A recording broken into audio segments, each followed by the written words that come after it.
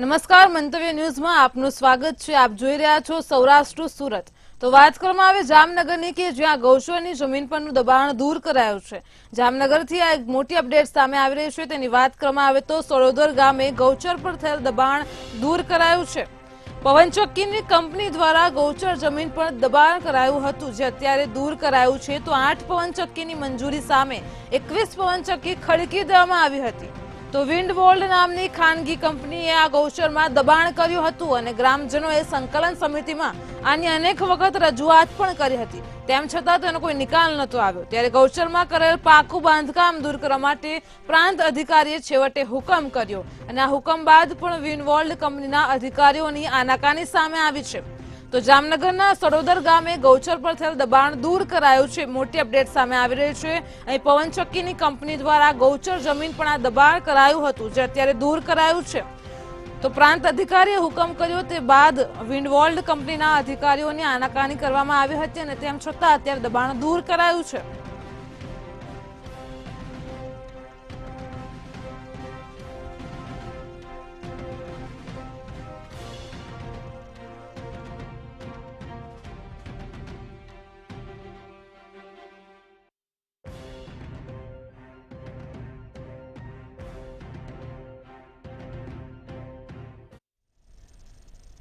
વડોદરાના હરણી તળાવમાં બનેલી બોટ દુર્ઘટના મામલે રાજ્યભરમાં બોટિંગના સ્થળો પર હાલ તો ચેકિંગ હાથ ધરાઈ રહ્યું છે। ત્યારે રાજકોટના ઈશ્વરિયા પાર્કમાં નાયબ મામલતદાર સહિતના અધિકારીઓ દ્વારા ચેકિંગ હાથ ધરાયું હતું। તો બોટ સંચાલકને પણ સ્થળ ખાતે બોલાવવામાં આવ્યા હતા। સેફટીને લઈને ઈશ્વરિયા પાર્ક સંચાલકે કેટલીક તકેદારી રાખી રહ્યા છે તેની પણ નોંધ લેવામાં આવી રહી છે અને કોઈ દુર્ઘટના બને તો સેફટીને લઈને કઈ પ્રકારના ઉપકરણો અને સુવિધા તે પાર્ક ખાતે છે કે નહીં તેની ઝીણવટપૂર્વક તપાસ હાથ ધરાઈ હતી।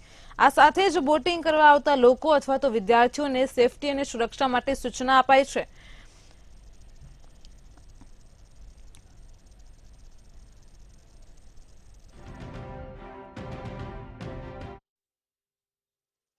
વડોદરામાં જે બનાવ બન્યો એ બનાવ ખૂબ જ દુઃખદ બન્યો, એટલે સૌથી પ્રથમ તો તે બધાને આપણે શ્રદ્ધાંજલિ અર્પીએ છીએ અને ત્યારબાદ એ અનુસંધાને અહીંયા પણ આપણે બોટિંગ કરાવીએ છીએ। એ અનુસંધાને ચકાસણી અનુસંધાને આવતા અહીંયા પૂરતા પ્રમાણમાં લાઈફ જેકેટ છે, પ્લસ બધી બોટિંગ સ્વયં સંચાલિત છે અને જો કાંઈ બનાવ બને તો એ માટે આપણે પાવર બોટ અલગથી રાખેલી જ છે અને પૂરતા પ્રમાણમાં સંસાધનો છે કે કેમ તેની ચકાસણી અધિકારી। વડોદરાના હરણી તળાવમાં બનેલી બોટ દુર્ઘટનાના મામલે રાજ્યભરમાં બોટિંગના સ્થળો પર હાલ તો ચેકિંગ હાથ ધરાઈ રહ્યું છે। ત્યારે રાજકોટના ઈશ્વરિયા પાર્કના મેનેજરને સાથે નાયબ મામલતદાર સહિતના અધિકારીઓ દ્વારા ચેકિંગ હાથ ધરવામાં આવ્યું હતું। તો બોટ સંચાલકને સ્થળ ખાતે બોલાવી સેફટીને લઈને ઈશ્વરિયા પાર્ક ખાતે સૂચના સલાહ આપી તેની ઝીણવટપૂર્વક તપાસ કરાઈ હતી। બોટિંગ કરવા આવતા લોકોને સેફટી અને સુરક્ષા માટે સૂચના અપાઈ છે કે નહીં તેની તપાસ કરાઈ હતી। આ સાથે સ્થળ ઉપર મેન્ટેનન્સની કામગીરી શરૂ કરવામાં આવે તેવી સૂચના પણ આપવામાં આવી છે।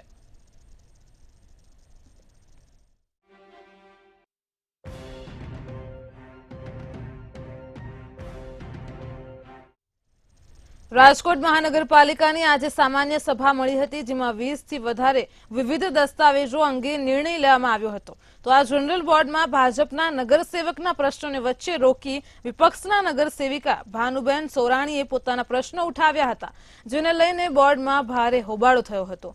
તો મામલો ગરમાતા વિપક્ષી નગરસેવક દ્વારા બોર્ડમાંથી વોકઆઉટ કર્યું હતું। ત્યારે ભાજપના આગેવાનો એ નગરસેવકોએ જય જય શ્રી રામના નારા અને સૂત્રો લગાવ્યા હતા। ત્યારે સમગ્ર મામલે સ્ટેન્ડિંગ કમિટીના ચેરમેને કોંગ્રેસને રામ વિરોધી ગણ્યા હતા।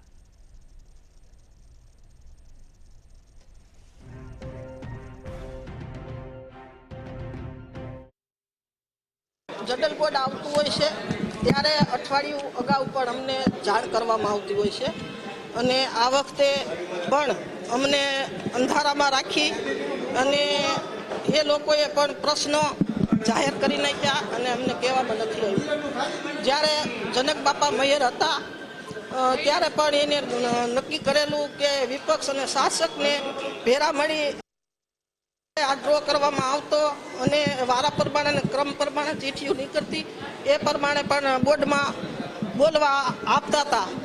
એના કારણે આ વખતે જાણ કરવામાં અમને નથી આવી અને જ્યારે આ નવું શાસક પક્ષ બેઠું છે ત્યારે અંદરો અંદર કદાચ જૂથવાદ હોય અને મારા જે આકરા જનતાના પ્રશ્નો હોય એનો જવાબ પણ ન આપી શકે એવું બની શકે, એના કારણે પણ અમને આમંત્રણ દેવામાં ન આવ્યું હોય.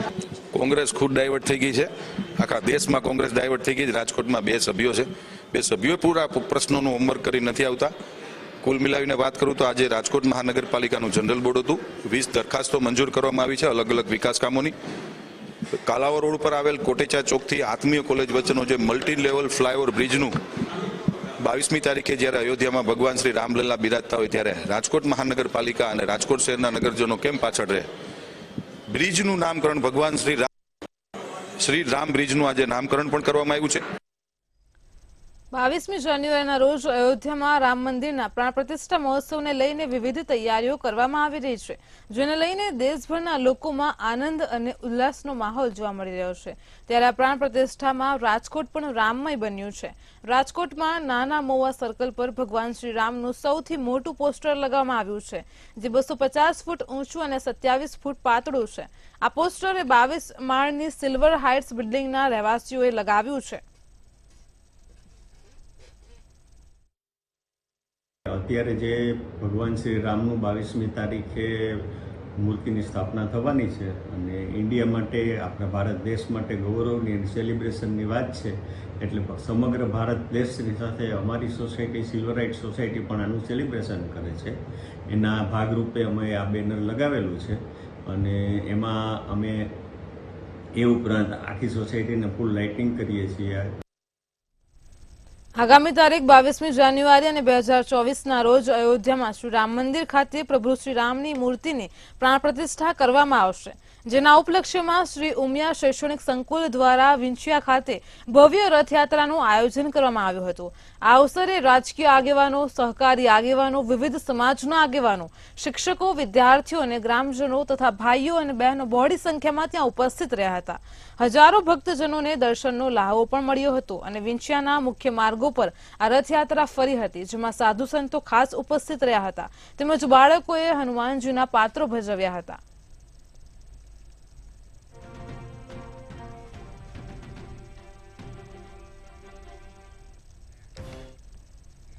આગામી સોમવારે અયોધ્યામાં પ્રાણ પ્રતિષ્ઠા મહોત્સવ નિમિત્તે માળિયા હાટીનામાં અનેક કાર્યક્રમો યોજાશે. જૂનું રામ મંદિર પાડીને લાખો રૂપિયાના ખર્ચે નવનિર્મિત મંદિરનું ભૂમિપૂજન પણ યોજાશે. સાથે સાથે સવારે 9:30 વાગ્યે માળેશ્વર મંદિર ખાતે જે જગ્યાએ વર્ષો પુરાણું રામ ભગવાનનું મંદિર હતું, એ મંદિર પાડીને નવેસરથી લાખોના ખર્ચે નવીન અને ભવ્ય મંદિર બનાવવાનું છે. એ મંદિરનું શાસ્ત્રો વિધિ પ્રમાણે ભૂમિપૂજન વેદ મંત્રો સાથે કરાશે. તો રામચંદ્રજીના મઠમાં બપોરે 12 વાગે મહાઆરતી અને સાથે 56 ભોગ અન્નકૂટ રાખેલ છે. અહીં ચિત્રકૂટ ધામમાં દાંડિયા રાસ, સમૂહ આરતી સહિતના કાર્યક્રમો રાખેલ છે. તો મહિલા સ્વામિનારાયણ મંદિરમાં સાંજી દાંડિયા રાસ અને કોટ સહિત અનેક કાર્યક્રમો રાખેલ છે.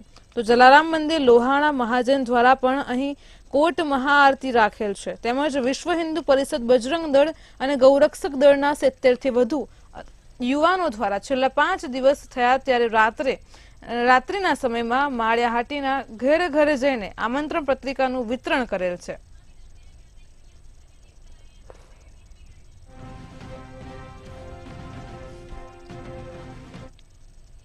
જૂનાગઢના બોર્ડિંગવાસ વિસ્તારમાં બુધવારના બપોરના સમયે એક યુવાન પસાર થઈ રહ્યો હતો, ત્યારે અચાનક જ રઘવાઈ બનેલી ગાયે યુવાનને ઢીંકે ચડાવ્યો હતો. ત્યારે સ્થાનિકોએ ઈજાગ્રસ્ત યુવાન સંજય મકવાણાને હોસ્પિટલ ખસેડ્યો હતો.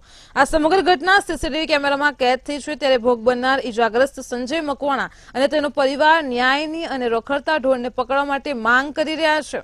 તો જેવી રીતે આપ ટીવી સ્ક્રીન પર દ્રશ્યો જોઈ શકો છો, અહીં રઘવાયેલી બનેલી ગાયે આ યુવાનને અડફેટે લીધો હતો.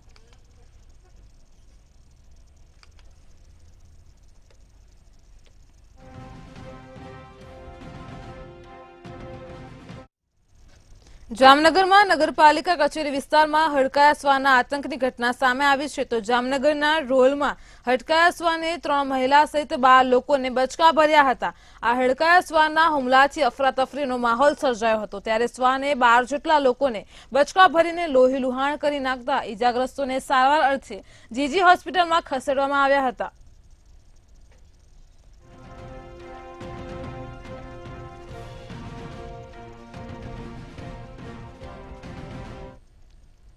અમરેલીના બગસરામાં પોલીસ સ્ટેશન ખાતે શાંતિ સમિતિની બેઠક યોજાઈ હતી. તો બગસરાના ડીવાયએસપી અને પીઆઈની આગેવાનીમાં આ બેઠક યોજવામાં આવી હતી. ત્યારે બેઠકમાં બગસરાના સામાજિક સંસ્થાઓના આગેવાનો સહિત લોકોએ હાજરી આપી છે.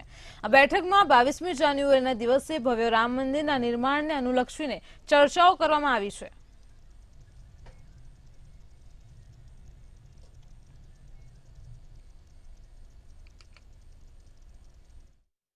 બગસરા પોલીસ સ્ટેશનમાં આગામી સમયની અંદર જે ધાર્મિક અને સામાજિક તહેવારો જેવા કે અયોધ્યાની અંદર રામ મંદિરનું જે પ્રાણ પ્રતિષ્ઠા મહોત્સવ યોજાવા જઈનાર છે તે અનુસંધાને એક શાંતિ સમિતિની બેઠકનું આયોજન કરવામાં આવ્યું હતું, જેની અંદર વ્યાપારીગણ, સામાજિક આગેવાનો, ધાર્મિક આગેવાનો બધાએ હાજરી આપી હતી અને આગામી સમયમાં બગસરાની અંદર આ બધા જ પ્રસંગો શાંતિથી, સુલેહથી અને સહકારથી ઉજવાય તે માટે બધાએ બાંહેધરી આપી હતી. આગામી 22મી જાન્યુઆરીના રોજ અયોધ્યામાં રામલલ્લાની પ્રાણ પ્રતિષ્ઠાને લઈને તૈયારીઓ ચાલી રહી છે. તો આ પ્રાણ પ્રતિષ્ઠાને લઈને લોકોમાં આનંદ અને ઉત્સાહ જોવા મળી રહ્યો છે. ત્યારે ઓખા મંડળના શિવરાજપુર ખાતે સ્કુબા ડાઇવર્સ દ્વારા આસ્થા અને શ્રદ્ધાનું વિશિષ્ટ પ્રદર્શન કરવામાં આવ્યું હતું, જેમાં સ્કુબા ડાઇવર્સે દરિયાની સપાટી નીચે રામધ્વજ ફરકાવ્યો હતો.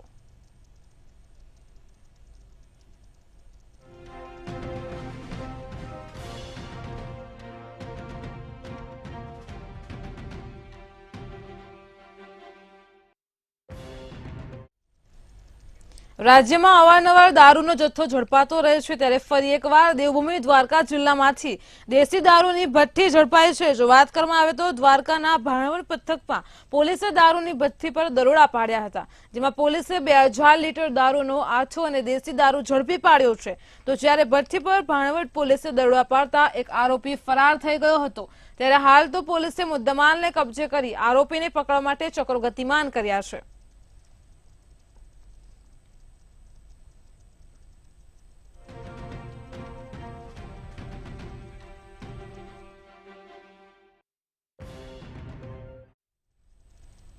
Talala Gir cricket association ground ખાતે ગીર રક્ષક કપ ક્રિકેટ ટુર્નામેન્ટનું આયોજન કરવામાં આવ્યું હતું. તો આયોજિત આ ક્રિકેટ ટુર્નામેન્ટમાં કોડીનાર કેપિટલ અને સોમનાથ સુપર કપ્સની વચ્ચે ફાઇનલ મેચ રમવામાં આવી હતી અને આ ટુર્નામેન્ટના કોડીનાર કેપિટલ ફાઇનલમાં વિજેતા થઈ હતી. ત્યારે વિજેતા ટીમના ખેલાડીઓને ટ્રોફી તથા મેડલ આપી સન્માનિત કરાયા હતા. આ પ્રસંગે ઉપસ્થિત રહેલા મહાનુભાવો દ્વારા બંને ટીમના ખેલાડીઓને પ્રોત્સાહિત પણ કરવામાં આવ્યા હતા.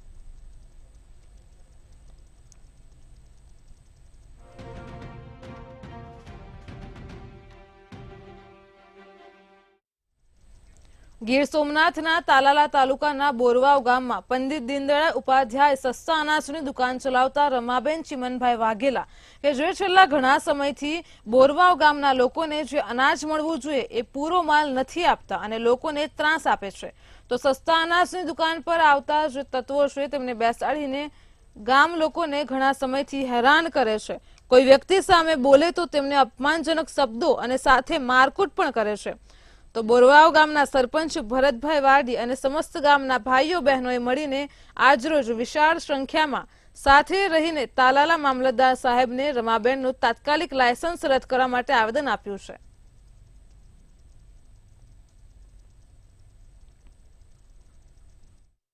રેસનિંગની દુકાનવાળા રમાબેન ચીનાભાઈ વાઘેલા એની પાસે અત્યારે લાયસન્સ છે. લાયસન્સ રદ કરાવવા માટે ગ્રામજનો ભેગા થઈ અને મામલતદાર ઓફિસે આવેદનપત્ર આપ્યું છે.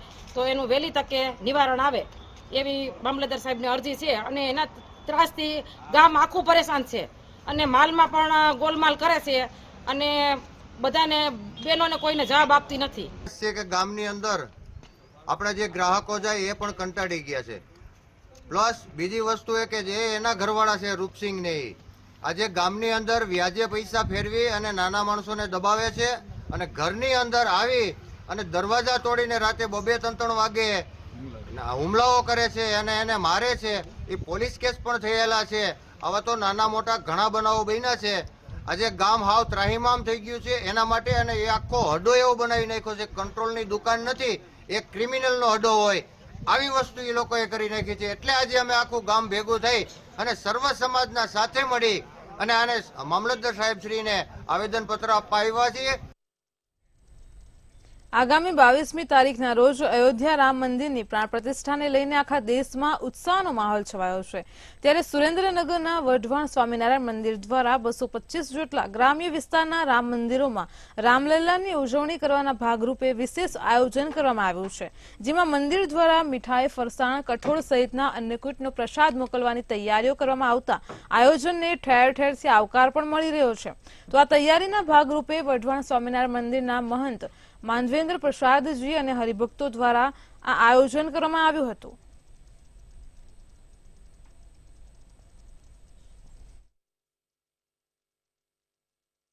ભગવાન શ્રી રામચંદ્રજીની અને ભગવાન સ્વામિનારાયણની કૃપાથી લગભગ અન્નકૂટ બધો તૈયાર થઈ ગયો છે અને 95% પેકિંગ પણ બધું જ થઈ ગયું છે. લગભગ 225 મંદિરોમાં, કારણ કે પહેલાં તો સંખ્યા ઓછી હતી પણ પછી ધીરે ધીરે સંખ્યા વધતા સંખ્યા 225 સુધી પહોંચી ગઈ છે. એ બધા જ રામજી મંદિરોમાં આશરે અમે 2500 થી 2600 કિલોગ્રામ પ્રસાદ બનાવેલો છે, મીઠાઈઓનો, જે શુદ્ધ ઘીમાં બનાવેલો છે.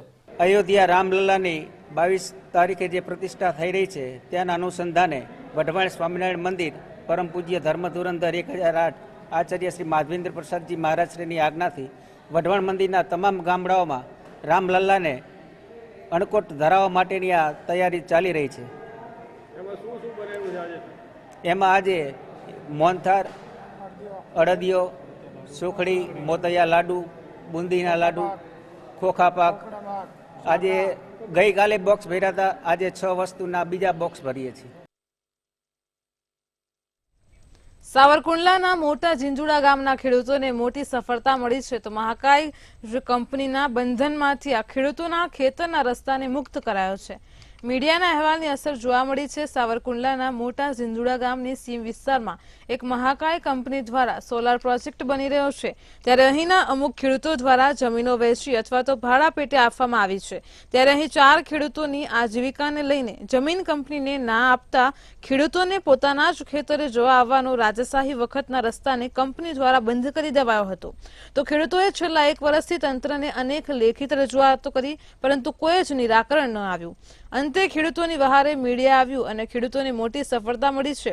ત્યારે સાવરકુંડલાના વકીલ દ્વારા મામલતદાર સાહેબની કોર્ટમાં ધારદાર રજૂઆતો કરવામાં આવી હતી અને ખેડૂતોની રાજાશાહી વખતનો રસ્તો દિન 7માં ખુલવા મુકાતા જ મામલતદાર કોર્ટમાં હુકમ કરાયો છે.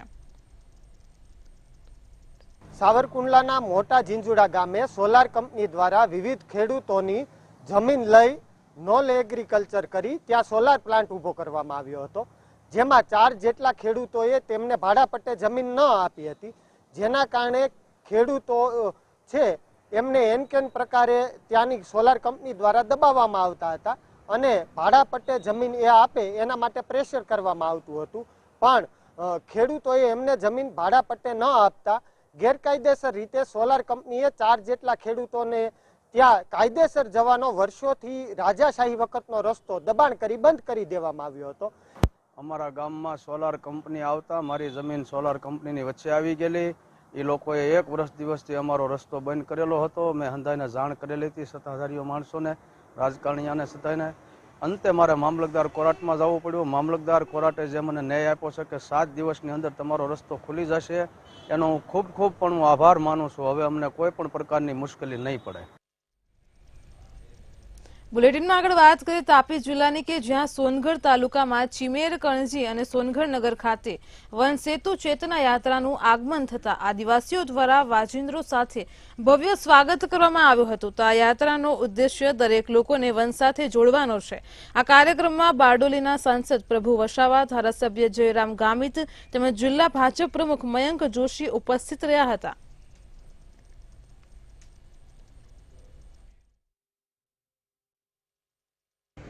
વન સેતુ ચેતના યાત્રાનો પ્રારંભ ઉનાઈ માતાના પવિત્ર પાટણગણની રીતે શરૂઆત કરી છે. ગુજરાતના મુખ્યમંત્રી શ્રી ભૂપેન્દ્રભાઈ પટેલ સાહેબ, ગુજરાતના પ્રદેશ અધ્યક્ષ સી આર પાટીલ સાહેબના હસ્તે આ યાત્રાનું પ્રસ્થાન કરાયું છે. ઉમરગામથી અંબાજી સુધીની યાત્રા આ 22 તારીખે પરિપૂર્ણ થશે. ઉનાઈથી શરૂ કરેલી યાત્રા 14 જિલ્લાઓ ફરીને સાથે 51 જેટલા ટ્રાઇબલ વિસ્તારના અને વન વિસ્તારના જે તાલુકાઓ છે એને કનેક્ટ કરીને યાત્રા 22 તારીખે મા જગદંબાના પાટણગઢની અંદર અંબાજી પહોંચવાની છે. સુરતના માંગરોળ ખાતે ધારાસભ્ય અને પૂર્વ મંત્રી ગણપતસિંહ વસાવા દ્વારા મહિલાઓને 1 લાખ દીવડા વિતરણ કરવામાં આવશે. તો રામ મંદિર પ્રાણ પ્રતિષ્ઠા મહોત્સવની ઉજવણીના ભાગરૂપે મહિલાઓને દીવડાનું વિતરણ કરાશે. જે અંતર્ગત સલારપુર પ્રાથમિક શાળા ખાતે યોજાયેલા કાર્યક્રમમાં દીવડા વિતરણનો પ્રારંભ કરાયો હતો. આજે માંગરોળના ધારાસભ્ય તરીકે માંગરોળ ઉમરપાડા અને તરસાળી નગરના બહેનોને ધારાસભ્ય વતી 1 લાખ જેટલા માટીના દીવડાનો આપવાનો કાર્યક્રમ યોજાયો છે. એના ભાગ સ્વરૂપે આજે સેલારપુર ગામે મારી બહેનોને અહીંથી દીવડા વિતરણના કાર્યક્રમ થયો છે. વડોદરાના હરણી તળાવમાં બનેલી દુર્ઘટના છે તેના મામલે રાજ્ય શિક્ષણ મંત્રી પ્રફુલ્લ પાનસેરિયાએ દુઃખ વ્યક્ત કર્યું છે. પરિવારજનોને સાંત્વના પાઠવી છે. મંત્રીએ મૃતક બાળકોની આત્માની શાંતિ માટે સુરતના પૂણા ગામ સ્થિત દેવાધિદેવ મહાદેવના મંદિરે પૂજન અર્ચન કરી પરમ કૃપાળુ પરમાત્માને પ્રાર્થના કરી છે. ત્યારે મંત્રીએ નિવેદનમાં જણાવ્યું છે કે આ ઘટનામાં કોઈપણ પ્રકારની બાંધછોડ નહીં કરવામાં આવે. ઘટના માટે જે કોઈ પણ જવાબદાર છે તેમની સામે કડકથી કડક પગલાં ભરવા માટેની કાર્યવાહી કરવામાં આવી રહી છે. તો મૃતક બાળકોના પરિવાર પ્રત્યે અમારી સંવેદના છે.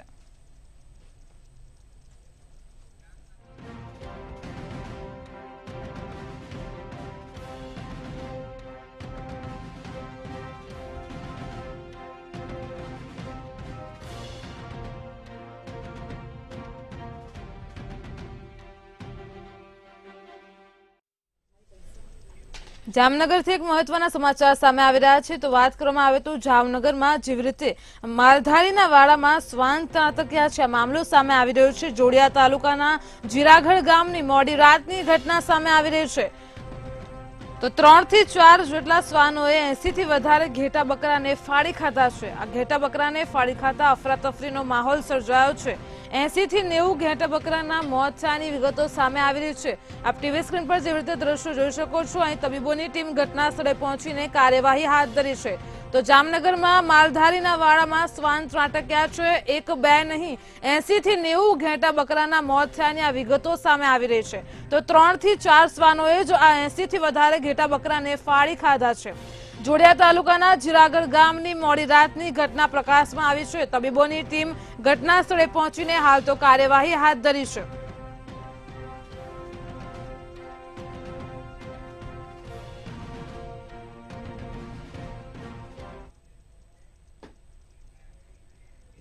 વતનની વાતમાં હાલ અત્યારે આટલું જ. હવે નિહાળો સીધો સંવાદ સહયોગી લખમા સાથે.